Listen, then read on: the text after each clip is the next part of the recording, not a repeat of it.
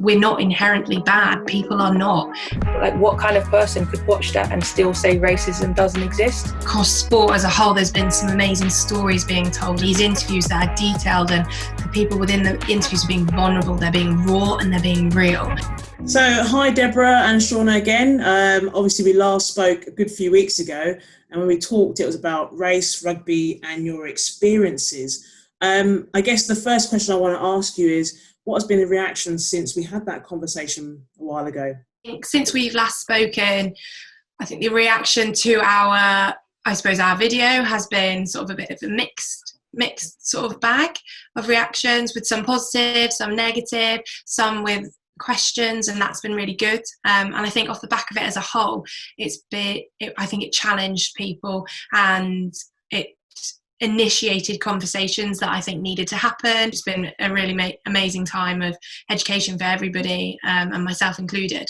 As Deb said, it's overall positive, and a lot of it is just curiosity, and opening up the conversations, and people feeling a bit more relaxed now about asking awkward questions, or what can be seen to be awkward questions. And most people are really happy to talk about sort of their life and their experiences and share that with you as a friend, and because it just opens up more friendship and it strengthens friendships. You get people who, no matter what, like, you get to see it right in front of their eyes, and they'll still deny racism, or they'll still deny prejudice, they'll still deny the microaggressions. I think you both hit the nail on the head, really, with regards to it's been almost an education piece, hasn't it? You know, more people are asking you questions, more people are coming to you for probably advice to an extent, but naturally so, we're not the fountain of all knowledge, you know, in regards to how to create change. But what's good is that we're now having those uncomfortable conversations, which is important to drive, you know, change as well. So I guess my next question is, what change have you seen overall? One of the biggest changes, and it's really, really quite simple, that I've noticed is even things like you've got your iPlayer, your Netflix, and your Disney Pluses. So there's now on iPlayer a section that is Black and British. So it's pretty near the top. It's easy to find. And the same with Netflix. You've got, like, the headline is Strong Black Lead of Films. And again, on Disney Plus, there's it's like Black Stories, basically. All those films and those programs and those documentaries are there already. Let's make it easy to find. Let's make it more accessible. Let's make it the top thing on your screen when you open up whatever you're watching, and just make it easy to just be one click away. Like, I've not seen that before. I've not even considered looking for things about Black and British history. It's such a simple thing. It's literally just putting a group of programs and films in one place that is very easy to see. That coupled together with people now seeking the information is really amazing, because that's what leads to the education. So people are acting, and I think that was one of the points we brought up last time, was about education and action, and it being a deliberate movement. And I think that's really become apparent over the last few weeks and since we last spoke. And the momentum still of Black Lives Matter movement, it's not been trailing off. The momentum is still there. It's still being searched on regularly. People are still looking into the history of this country and other countries, and that is a really, really positive thing, because our points last time were action and education, and right now we've seen some of that, and it's still got a long way to go, and there's still so many more things that can be done. But that journey, people have got on that journey. They've entered that road. I think, Debs, you've highlighted a really key bit there, that the conversation hasn't stopped. Because some might have said, a few weeks ago, we had this chat about race, rugby and experiences, and actually it stops there. But what's great is that we're still talking about it now, aren't we? And, to start off with, the narrative was very much around, protesting and about actually what things aren't right. And now we're starting to talk about what things need to be done and how they're going to be done. So we're in that almost implementation phase, aren't we? Of like, right, let's now create change. And one of the most powerful things that have come from a sport is cricket.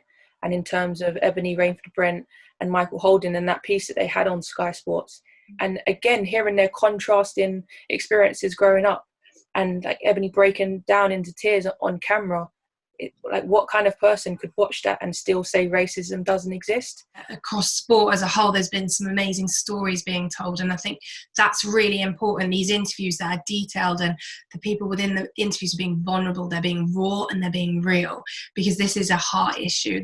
We're dealing with a human rights issue, and we've got to put the human element into it. That is what is initiating this wave of education and this wave of reflection, because people, it's really connecting with people's hearts, and it's connecting with who they are. And we're not inherently bad. People are not. And so they're wanting to help one another. They're wanting to relate. They're wanting to educate.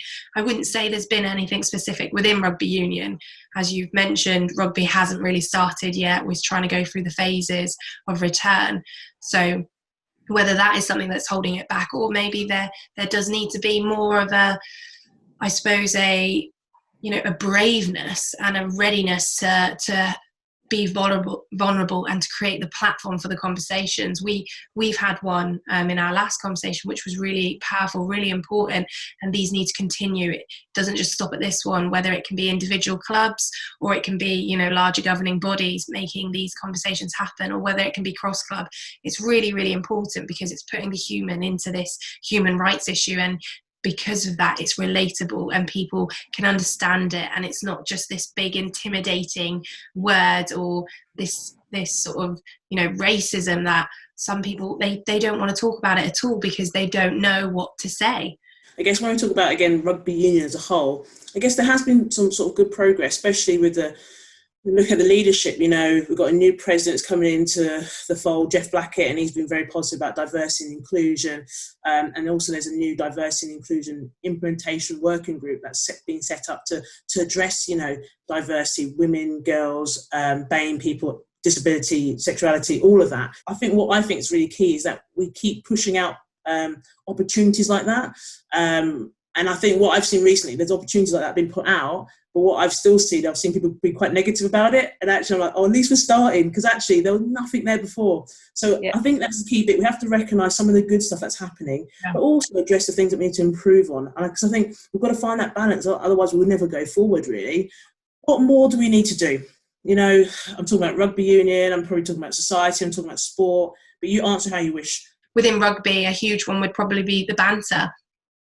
So making sure that banter is appropriate, and where it isn't appropriate, those individuals are held accountable, and that there's space for people to say, oh, I don't think that's appropriate, or you shouldn't be saying that sort of thing, and for it not to be shrugged off by a coach or by somebody who's in a senior position, but for that to be recognised, because people are looking for it and they're aware of it, because they're educated on what should be said, what shouldn't be said, and how everybody is human and everybody needs to be accepted. Moving forward, it's recognising that it is a two-way street. It's not all about white people as such doing the work to get people of colour more involved. Go and try something different, and although you might not see your type of person normally do that activity or do that job or apply for that role, be the person that does apply. Thank you both of you for your contribution, again, sharing your story and having this conversation. I think the one bit I'm going to take away from what you just said there, Shaunagh, was, we've all got a part to play. I think regardless of colour, we all have a part to play in moving things forward. And Deborah, one of the things that you said, which I think has really stuck with me, is that put the human at the front, put the human and their story and bring that to life more. We need to do more about actually understanding the person. So, look, both of you, thank you so much. It's been an absolute pleasure chatting to you, and hopefully we don't stop this conversation and we keep moving it forward. Thank you.